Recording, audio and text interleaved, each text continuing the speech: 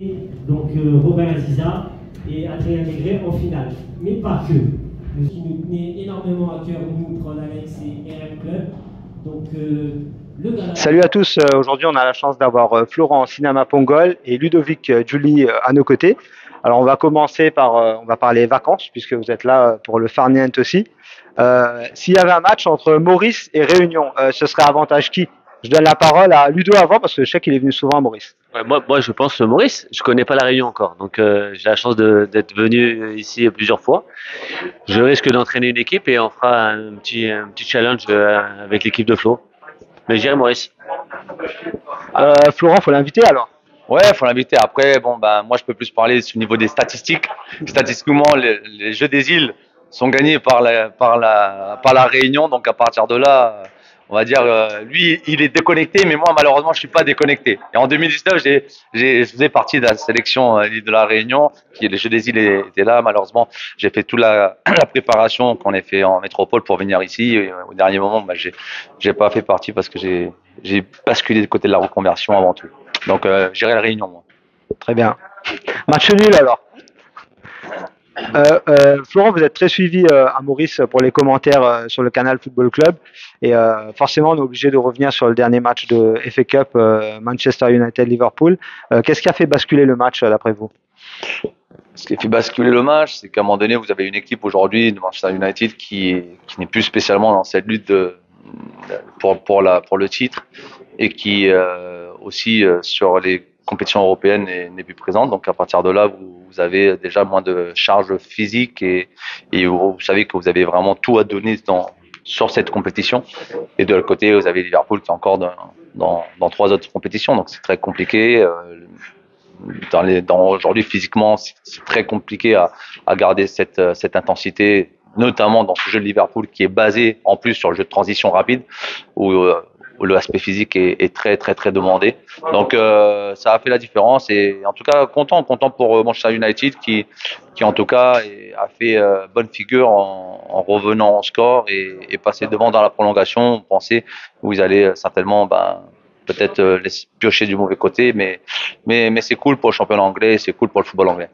Tout à l'heure, on avait parlé du quadruplé manqué donc pour Liverpool qui va peut-être viser un triplé, mais il y a quelqu'un qui a déjà gagné un triplé avant, je crois.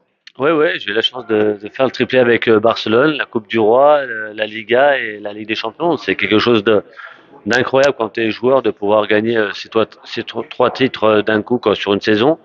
Il faut demander beaucoup d'énergie et forcément quand tu y arrives, t'es très heureux parce que c'est rare. Et justement, Manchester City a fait un triplé la saison dernière. Est-ce que vous les voyez revenir au sommet encore, peut-être en Ligue des Champions, en Première Ligue? C'est des grosses écuries, donc forcément c'est des équipes qui sont habituées à jouer tous les 3 jours. Après c'est très très difficile de faire à chaque fois la même saison.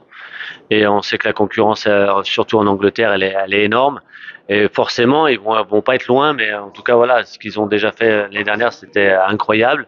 Cette année, ils sont encore pas loin. Donc voilà, Flo connaît mieux le championnat anglais que moi, mais en tout cas, c'est beau de pouvoir voir ce qui se passe en Angleterre sur cette fin de saison. C'est à chaque fois, c'est alléchant. Et nous, en tant que supporters ou en tant que fans, on prend du plaisir à les regarder. Un match très intéressant aussi pour tous les amateurs de foot et du football français. C'est le choc entre le PSG et Barcelone, un club que Ludo connaît bien. Mais Florent, qu'est-ce que vous en pensez, vous?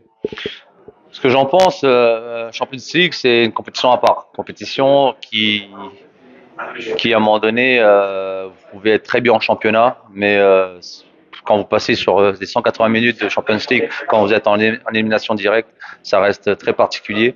J'ai envie de dire, l'ascendant psychologique, il est plus du côté du Barça par son vécu en Champions League, par tout simplement son aspect psychologique aussi, j'ai envie de dire, à savoir que dans ce genre de confrontation, ils répondent toujours présents et ils font toujours le job.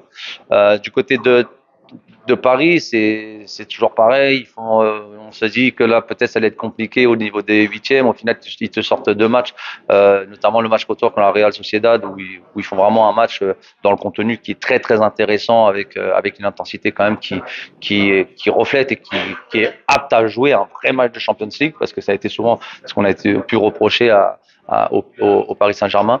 Donc là, on sent qu'ils sont dans la bonne direction, mais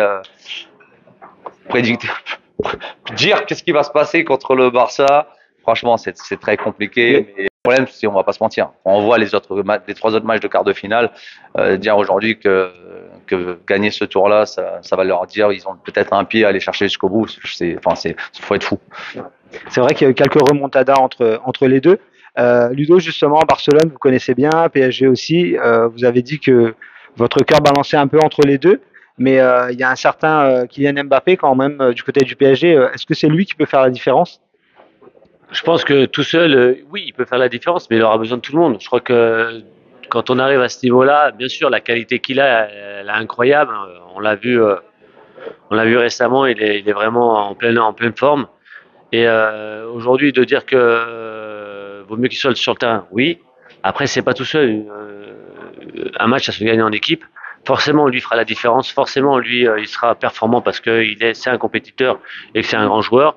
Maintenant, c'est vrai qu'il a besoin de tout le monde aussi pour justement essayer de gagner ce Barça qui est pas mort, parce que forcément, c'est une année aussi compliquée. Ils changent d'entraîneur à la fin de saison, mais ils sont toujours là. Ils sont deuxième en Liga.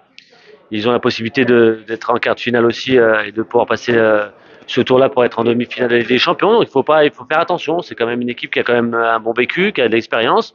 L'entraîneur en a beaucoup aussi dans cette compétition-là, donc il faut le prendre au sérieux. Et forcément, quand on a Kylian, forcément c'est plus facile, mais il n'y aura pas que lui. Une dernière question. L'Euro approche, messieurs. L'équipe de France, l'Angleterre, il y a beaucoup de favoris. Oui, favoris. Je veux dire, aujourd'hui, quand on voyait en Europe les équipes, les effectifs. Les effectifs de chaque nation, franchement, c'est très costaud. Je sais pas, je dirais cette année, on va avoir sur une équipe qui n'a pas gagné depuis très longtemps. Ça, personnellement, c'est mon pronostic. Je rêverais et j'espère que ce sera la France. Mais je vois des équipes comme, notamment là. Alors, à chaque fois, on va dire oui, mais chaque années, on dit, mais là, je pense qu'il se passe quelque chose entre que ce soit les Hollandais ou les Anglais. Je sens que cette année, une des 2 nations vont créer une grosse surprise dans le championnat d'Europe. D'accord. Très bien. Merci. C'est bon? Le mot de la fin pour la France? Non, mais moi je suis français, donc bien sûr, j'espère qu'ils vont gagner. Il n'y a pas d'Hollandais ni d'Anglais. On est français, on est chauvin, donc voilà, on soutiendra les Français. Merci beaucoup, messieurs.